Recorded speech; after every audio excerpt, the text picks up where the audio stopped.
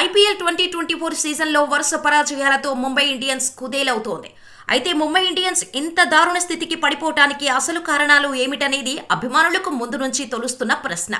రోహిత్ శర్మను కాదని హడావుడిగా Gujarat Titans captain Hardik పాండ్యాను జట్టులోకి తీసుకోవటం, అతన్ని కెప్టెన్ చేయడం వంటి పరిణామాలన్నీ కూడా జట్టు ప్లేయర్ల ఆత్మవిశ్వాసాన్ని దెబ్బతీసినట్టయిందనేది టాక్. హార్దిక్ పాండ్యా ముంబై జట్టులోకి వచ్చిన తర్వాత గ్రూపిజం ఏర్పడిందనే సమాచారం బయటకొచ్చింది. దీనివల్లే ప్లేయర్లు తమ ఆట తీరుపై దృష్టి సారించలేకపోయారని, ప్రత్యేకించి కెప్టెన్గా రోహిత్ శర్మను తొలగించడం, అతని స్థానంలో హార్దిక్ పాండ్యాకు జట్టు పగ్గాలను అప్పగించడాన్ని జీర్ణించుకోలేకపోయారని తెలుస్తోంది. ఈ గ్రూపిజంలో ముంబై ఇండియన్స్లో ఉన్న భారత ఆటగాళ్లందరూ రోహిత్ శర్మ వైపు, ఓవర్సీస్ ప్లేయర్లందరూ హార్దిక్ పాండ్యా వైపు నిలిచారని సమాచారం.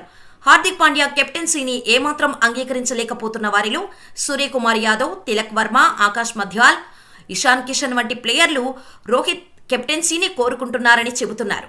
ఒక దశలో ముంబై ఇండియన్స్ డ్రెస్సింగ్ రూమ్లో తిలక్ వర్మ, హార్దిక్ పాండ్యా మధ్య గొడవలు సైతం చోటు చేసుకున్నాయని సమాచారం.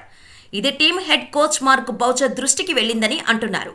ఈ గ్రూపిజం గొడవల వల్లే ముంబై ఇండియన్స్ ఈ సీజన్లో చతికిల పడిందనే అంచనాలు ఉన్నాయి. నెట్ ప్రాక్టీస్ చేస్తున్న సమయంలో హార్దిక్ పాండ్యా వచ్చిన కొద్దిసేపటికే సూర్యకుమార్ యాదవ్, తిలక్ వర్మ అక్కడి నుంచి డ్రెస్సింగ్ రూముకు వెళ్లిపోయిన సందర్భాలు కూడా ఉన్నాయి.